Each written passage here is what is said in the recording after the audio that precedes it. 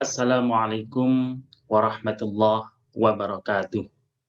Waalaikumsalam. Alhamdulillahi wa kafa, wassalatu wassalamu ala rasulihil mustafa, wa ala alihi wa sahbihi wa man ihtada, amma ba'du. Alhamdulillah pada malam hari ini, atas izin Allah, atas kuasa Allah, atas ridha Allah, kita bisa berkumpul di majelis ilmu ini, yang mudah-mudahan senantiasa kita diberi kemudahan untuk menelusuri jalan hidup yang terbaik, untuk mengabdi kepada kemanusiaan yang terbaik.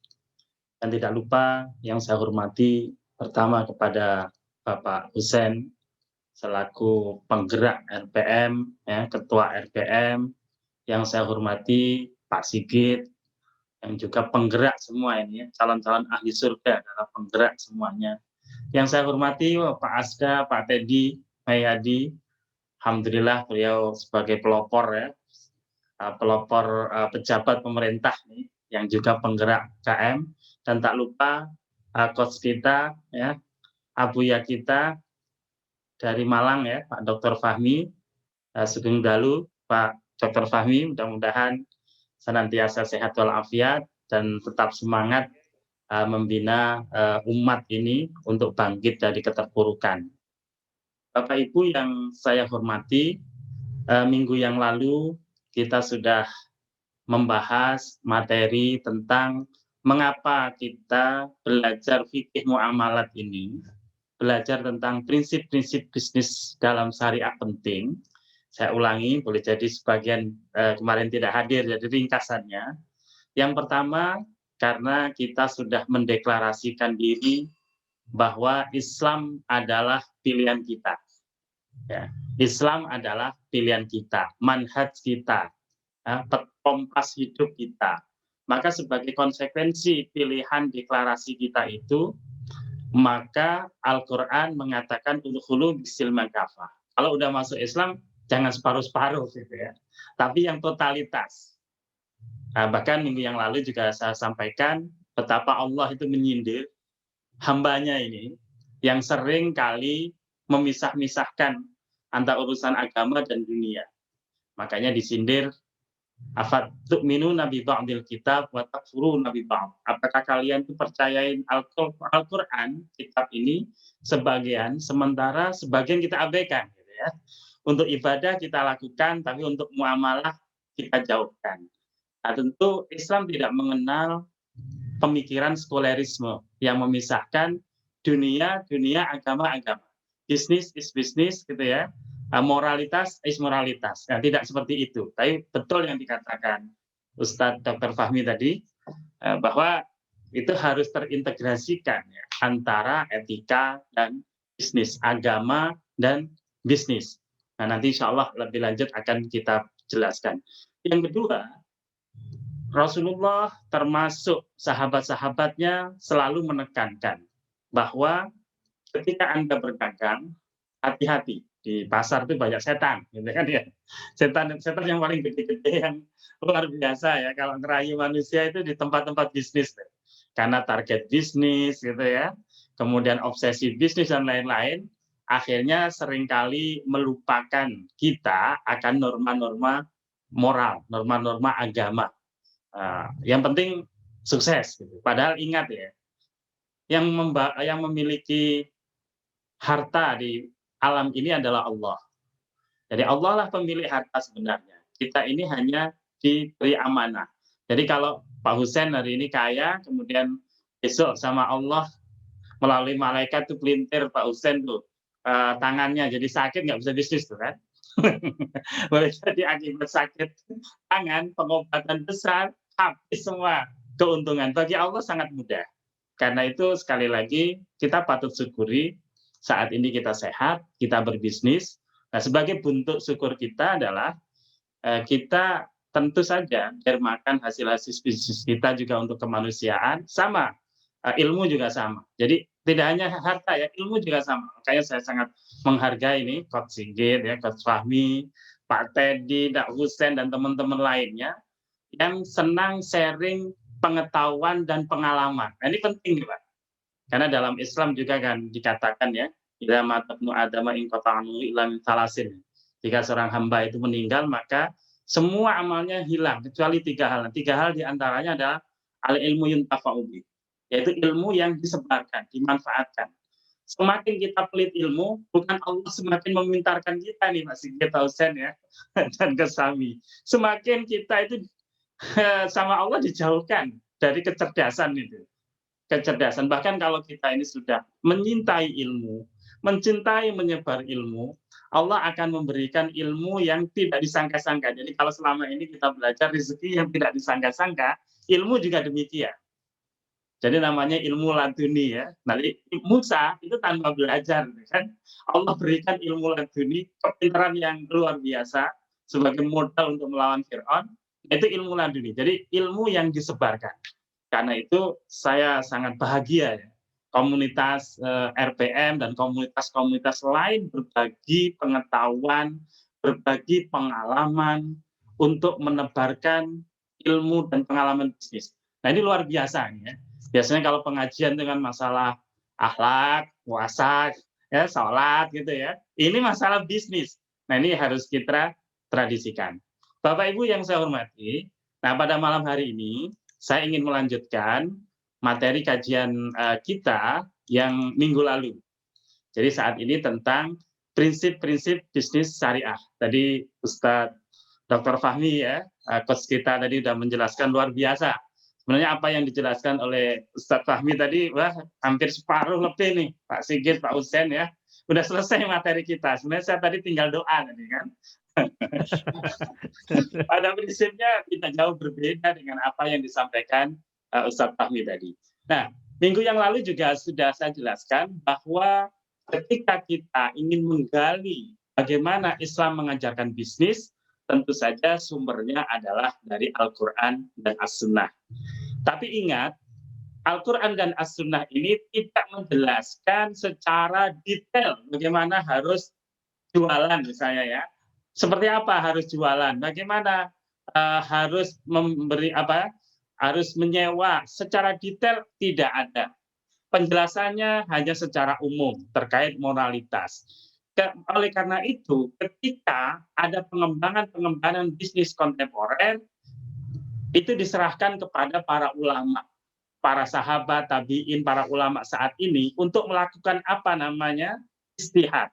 Nah, ijtihad inilah yang harus diperankan oleh cendekiawan Muslim, ulama Islam untuk menjawab persoalan-persoalan kini. Ya, dulu nggak ada zaman Rasulullah, sahabat, tabi'in, misalnya e-commerce gitu ya, online trading itu nggak ada.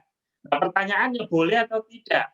Nah, janganlah kita beragama ini beragama yang picik, beragama yang sempit.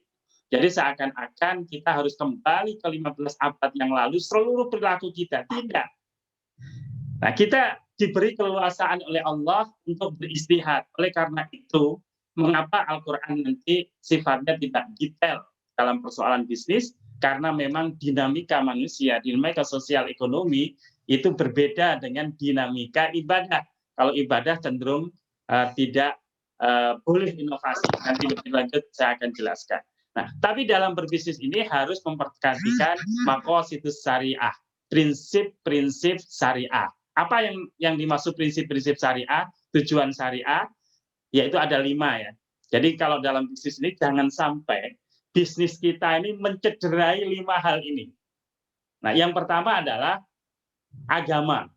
Jadi jangan sampai kita berbisnis membuat agama kita dan agama umat Islam ini semakin jauh. Mohon maaf nih, Pak Sigit ya. Kalau ada sengaja misalnya ya, bisnis media, hiburan misalnya, justru ngambil prime time-nya itu pas masa-masa sholat misalnya. Sengaja nih, biar orang nggak ngaji.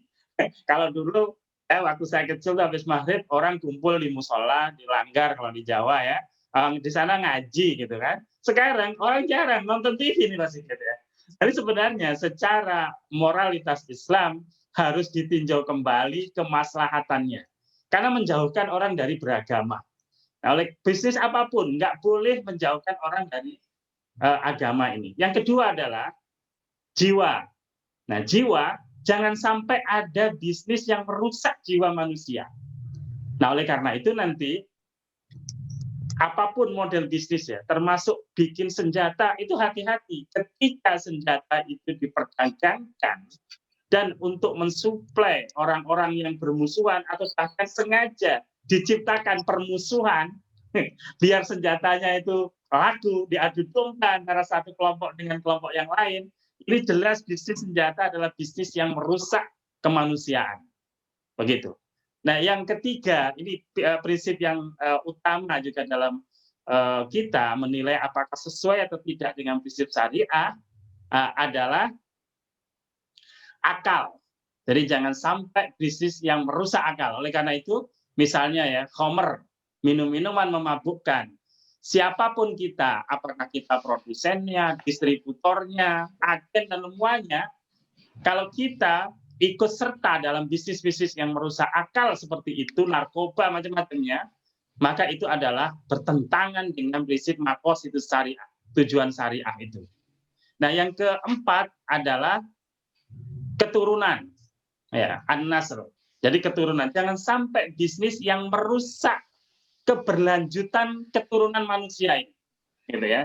Misalnya ada hotel yang menyebabkan mandul, ya, sehingga tidak bisa melanjutkan keturunan. Ini jangan sampai, karena memang Allah menciptakan manusia ini untuk berkembang biak, gitu ya. Jadi jangan sampai nanti bisnis yang ini mohon maaf nih ya. Kadang dalam beberapa hal saya mempertanyakan beberapa lembaga keuangan yang mensyaratkan kamu boleh jadi pegawai di tempat saya, tapi nggak boleh nikah dulu selama 3 tahun. Nikah ini sebuah kebutuhan, nikah ini adalah instrumen untuk pengembangbiakan ya manusia, masa dicegah itu untuk kepentingan bisnis, gitu kan? Nah ini juga harus makanya saya selalu mengatakan pada lembaga-lembaga yang kebetulan saya awasi, saya tanya itu, kira-kira ada nggak persyaratan bahwa kalau direkrut di lembaga keuangan syariah ini, orang nggak boleh nikah. Ini nggak sesuai dengan prinsip syariah nih ya. Nah kalau lebih baik kita tentukan Anda boleh nikah, boleh, tapi kinerja tetap bagus begitu ya. Lebih baik seperti itu. Tapi kalau sudah membatasi hal-hal yang secara naluriah dan bahkan secara agama adalah diperintahkan kita untuk menikah, kemudian memiliki anak, keturunan, karena semakin banyak manusia, semakin banyak yang menyembah Allah. Nah itulah yang diinginkan Allah Subhanahu wa Ta'ala. Nah, kemudian yang terakhir adalah harta. Nah, ini yang terkait bisnis ya. Jadi kita bisnis pasti tujuannya adalah mengembangkan harta. Maka bisnis yang memusnahkan harta itu tidak boleh. Nah, termasuk misalnya ya mohon maaf ada beberapa strategi bisnis ya untuk mengurangi barang-barang yang beredar di pasaran, akhirnya barang-barang tersebut dibakar, dimusnahkan, ditenggelamkan. Kan banyak produk-produk pertanian dulu ya, ada cengkeh berton-ton itu ditenggelamkan biar harga di pasaran naik. Nah, yang seperti ini menurut syariat tidak boleh untuk kepentingan kita mencari keuntungan, tapi kita menghancurkan harta itu sendiri. Nah, ketika kita tidak memerlukan harta, ya kita bagikan. Itu prinsip dasarnya ya. Jangan sampai kemudian dihancurkan. Ada juga dulu saya pernah mendengar berita ya, orang beternak ayam. Karena ayam ini terlalu banyak, akhirnya banyak ayam yang dibunuh, bukan dibunuh belum waktunya ya, belum waktunya dipotong tapi bukan dipotong, diracun mati kemudian digobur. Tujuannya apa? Biar produksi ayam itu tidak terlalu banyak sehingga di pasaran mahal.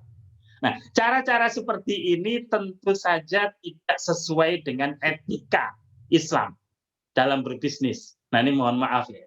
Nah, kadang kita menganggap itu hal yang biasa dalam sebuah persaingan bisnis. Nah, sekali lagi, ulama harus memonitor semua perkembangan bisnis di sekelilingnya dan memberikan jawaban berdasarkan prinsip-prinsip tadi, bahwa harus memperhatikan agama, jiwa, akal, keturunan, harta. Nah, itu harus dalam kerangka ini.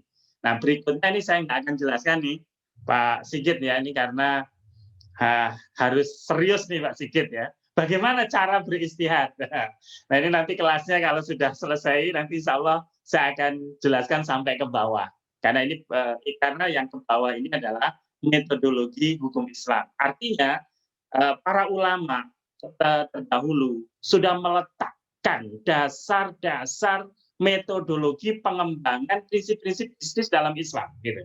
Nah, nanti metodenya ada bayani, artinya menjelaskan teks-teks Al-Quran, ada taklili, ada keserupaan, taklil, analogi dalam Al-Quran.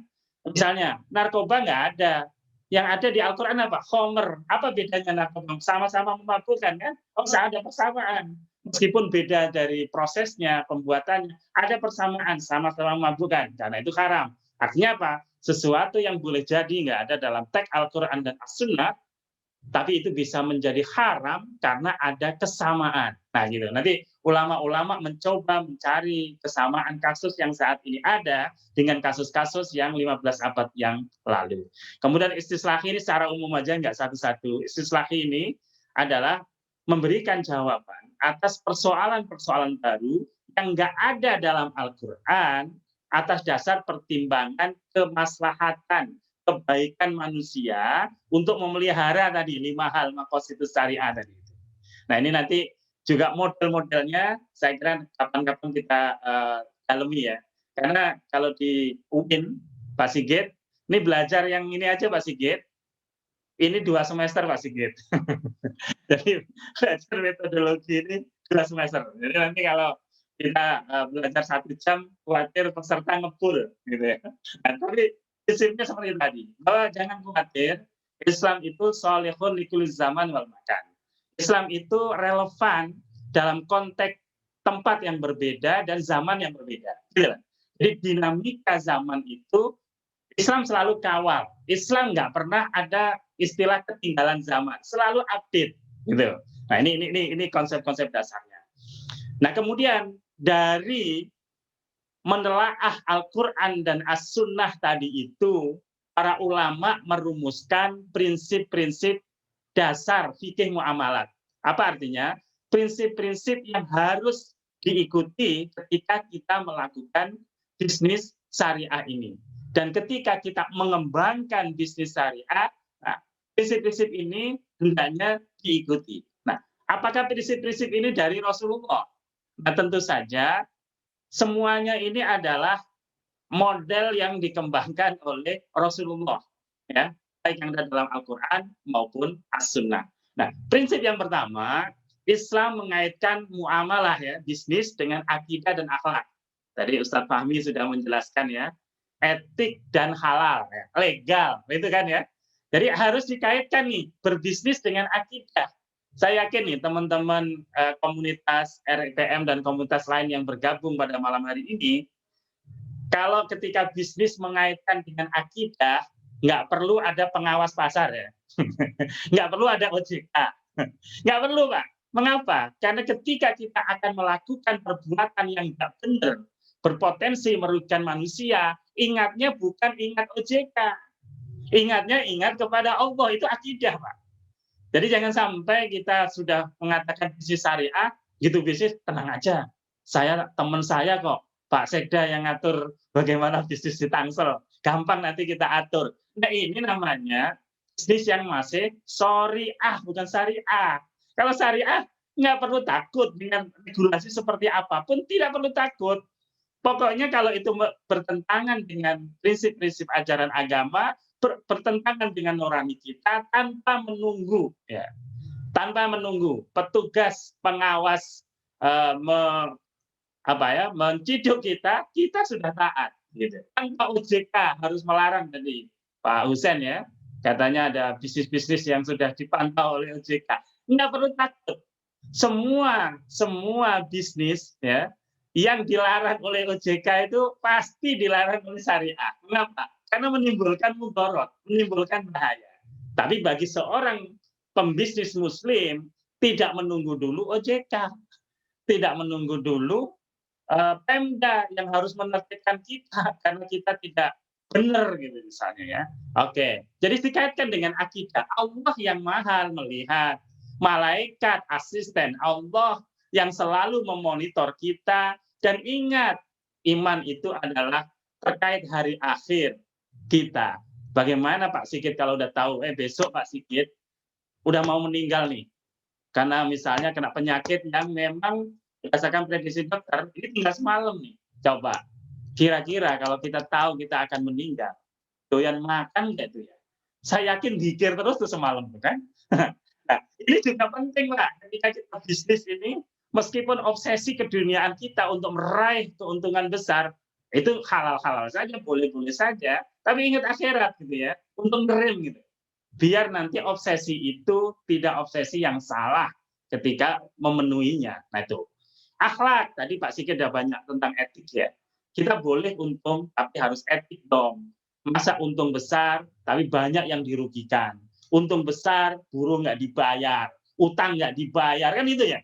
Kadang pembisnis ini mohon maaf nih, kalau untuk bayar utang itu susah, apalagi kalau utang nggak ada denda ya.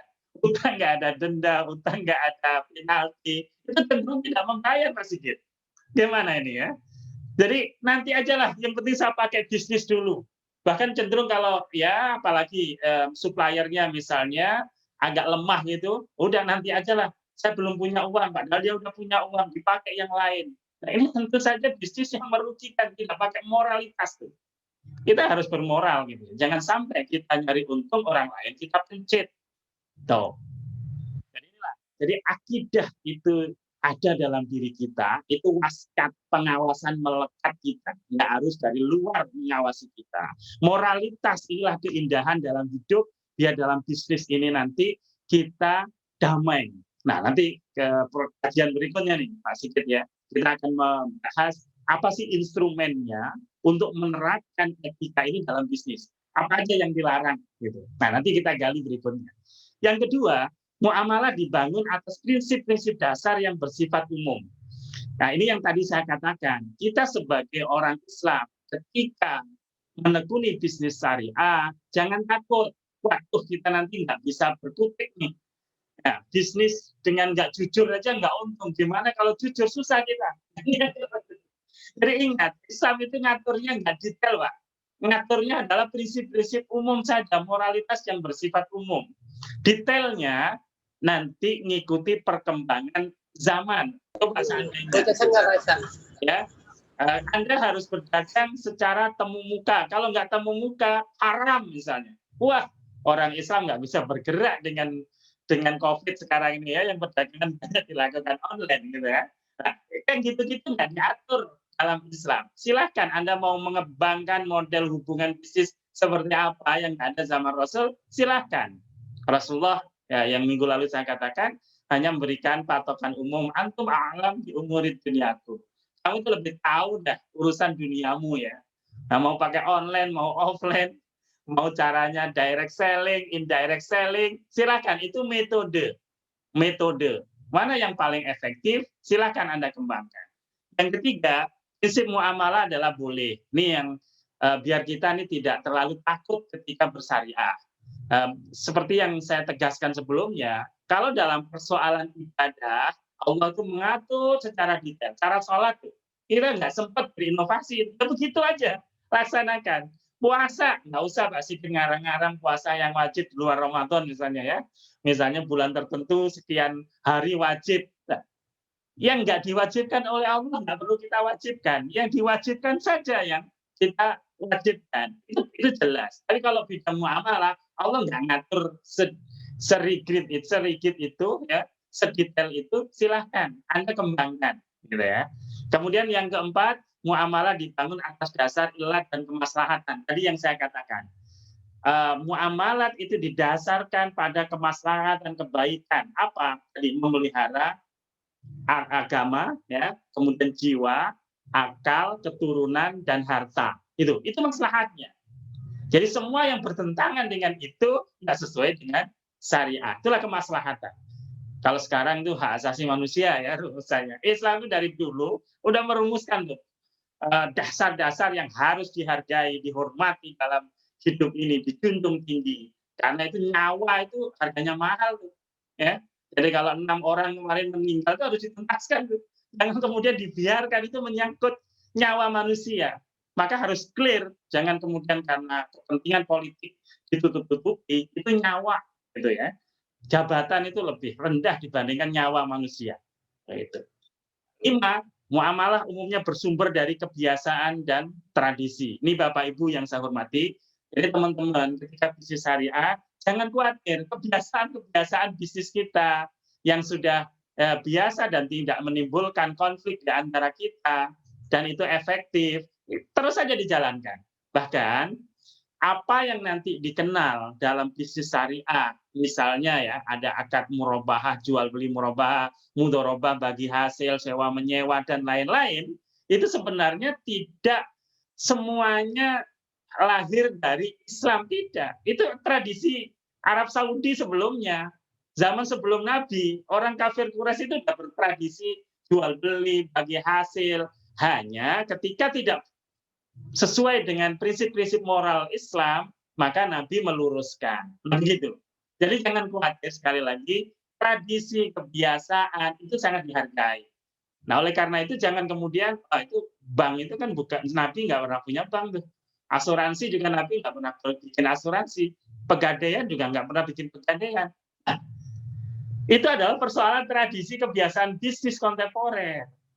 Nah, yang jadi persoalan di dalam bisnis perbankan ada nggak yang bertentangan dengan prinsip-prinsip syariah nantinya? Ketika ada, itulah yang kita perbaiki. Makanya ada perbankan syariah, pasar modal syariah, asuransi syariah. Nah, itu adalah upaya untuk memperbaiki tradisi bisnis yang memang bertentangan. Ketika tidak bertentangan, itu tidak masalah. Nggak harus semuanya itu harus sesuai dengan yang dulu Rasulullah lakukan. Ya kita ketinggalan zaman nanti ya. Kalau Rasulullah nggak pernah lakukan pasar modal, haram ente jual beli saham gitu ya. Asuransi nggak pernah itu Rasulullah beli polis apa-apa. Ya, seperti itu ya. Artinya tradisi bisnis itu sangat dihargai dalam Islam.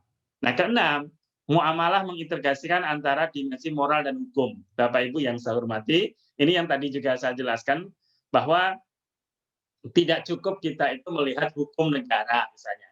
Hukum negara ngelarang nggak? Mau hukum negara melarang atau tidak melarang, ketika bertentangan dengan moral Islam, tidak boleh.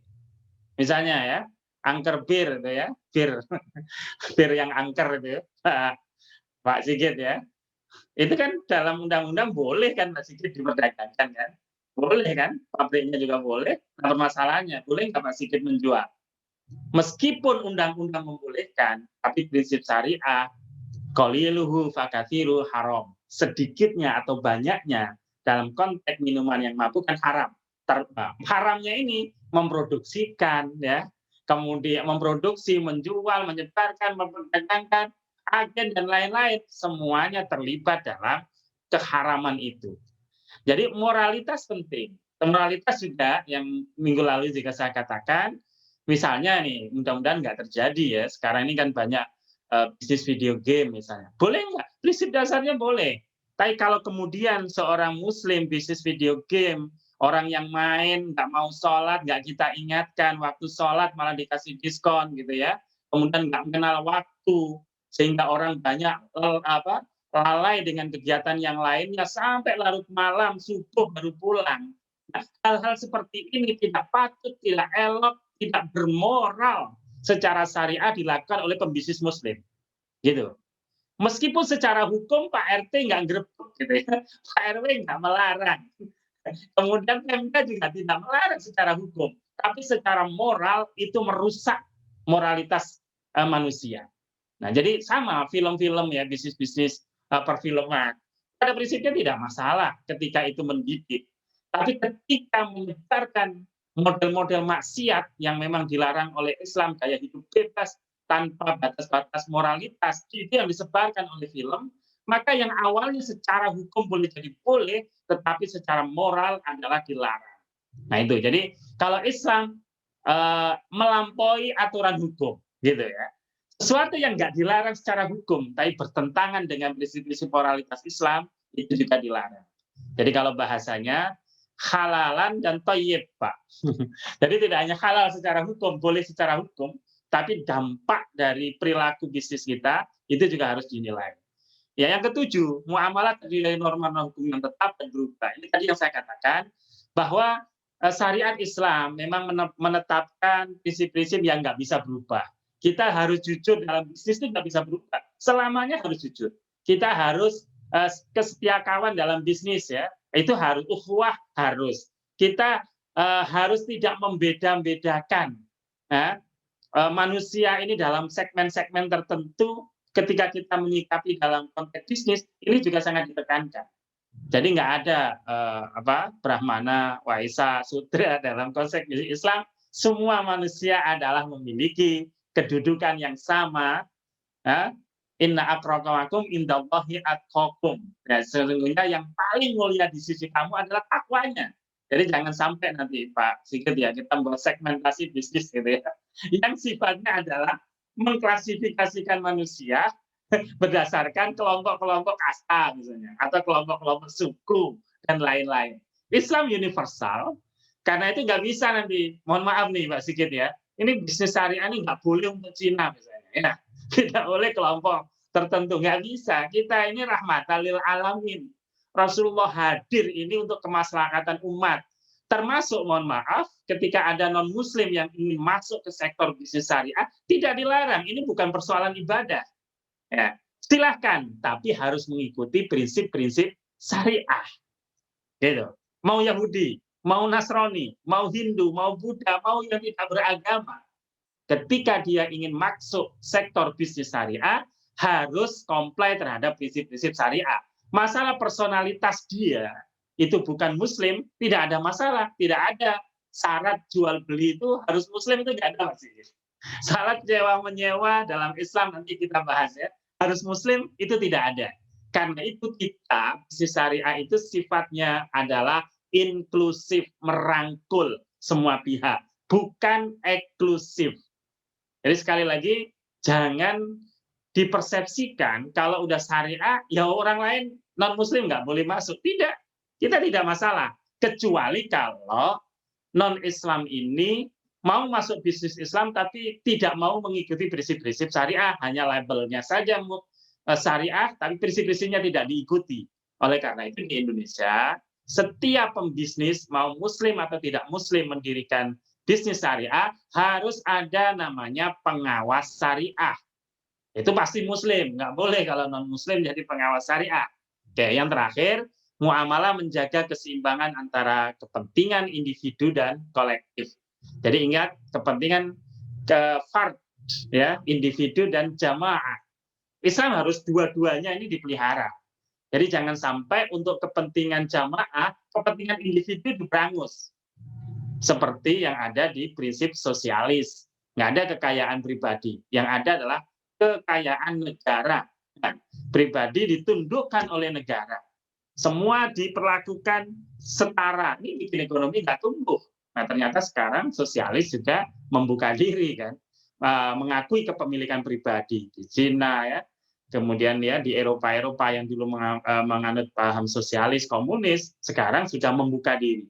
Nah, sebaliknya tidak boleh juga mengagungkan kepentingan individu mengalahkan kolektivitas, kepentingan publik, seperti yang dulu ekstrim ya, kapitalis ekstrim. Jadi untuk kepentingan individu, negara ditundukkan oleh individu, negara ditundukkan oleh korporasi, sehingga semuanya adalah bagaimana yang punya duit. Nah ini nggak benar. Nah sebenarnya negara kita dengan prinsip Pancasila dan Undang-Undang Dasar 45 itu mengintegrasikan antara kepentingan individu dan kolektif. Makanya sektor-sektor yang penting untuk kemakmuran rakyat itu dikuasai negara. Betul, biar apa? Biar rakyat tidak dicekik. Tapi sektor-sektor yang umum, negara membuka. Nah, yang penting adalah menjaga keseimbangan ini. Jadi sebenarnya apa yang dirumuskan oleh founding father kita dalam perumusan Pancasila dan UUD 45 itu sudah menganut prinsip-prinsip syariah yang luar biasa. Mengapa? Karena para pendiri itu dari 9 ya, perumus Pancasila itu kalau nggak salah hanya satu ya yang non muslim. Semuanya adalah muslim, tokoh-tokoh agama, para kiai, para ustadz. Karena itu tidak kaget kalau rumusan yang ada di dalam Pancasila dan Undang-Undang Dasar 45 itu sangat Islami. Nah sekarang yang paling penting adalah bagaimana mengawal itu. Karena itu kita nggak perlu alergi, mohon maaf, ketika mengembangkan bisnis syariah memusuhi Pancasila dan UUD 45 itu salah. Itu konstitusi hidup bersama kita dalam kebinekaan ini yang prinsip-prinsipnya sangat sesuai dengan prinsip-prinsip syariah. Tinggal pelaku-pelakunya nih ya, pengambil-pengambil kebijakan negara ini yang harus kita drive untuk kembali kepada prinsip-prinsip yang ada di dalam Pancasila dan undang-undang yang merupakan sinaran dari prinsip-prinsip Al-Quran dan As-Sunnah. Karena para pendiri negara ini adalah mayoritas adalah orang-orang Muslim yang taat, para tokoh-tokoh agama. Nah, karena itu sekali lagi ini juga menekankan bahwa prinsip syariah itu bukan hadir di Indonesia baru. Para ulama-ulama dulu, pendiri-pendiri negara ini, dulu bahkan ada namanya Syarikat Islam, pedagang Islam ya, artinya bisnis Islam yang asal Samanhudi, Haji Samanhudi, itu sebenarnya sudah memproklamirkan ya, prinsip-prinsip syariah ini. Hanya waktu itu belum seintens sekarang. Nah, kita generasi penerus, ya, penerus-penerus para pendahulu, mari kita bersama-sama membangun negara kita ini berdasarkan nilai-nilai syariah yang memang kompatibel dengan prinsip-prinsip yang ada di dalam Al-Quran dan As-Sunnah. Terima kasih. Assalamualaikum warahmatullahi wabarakatuh.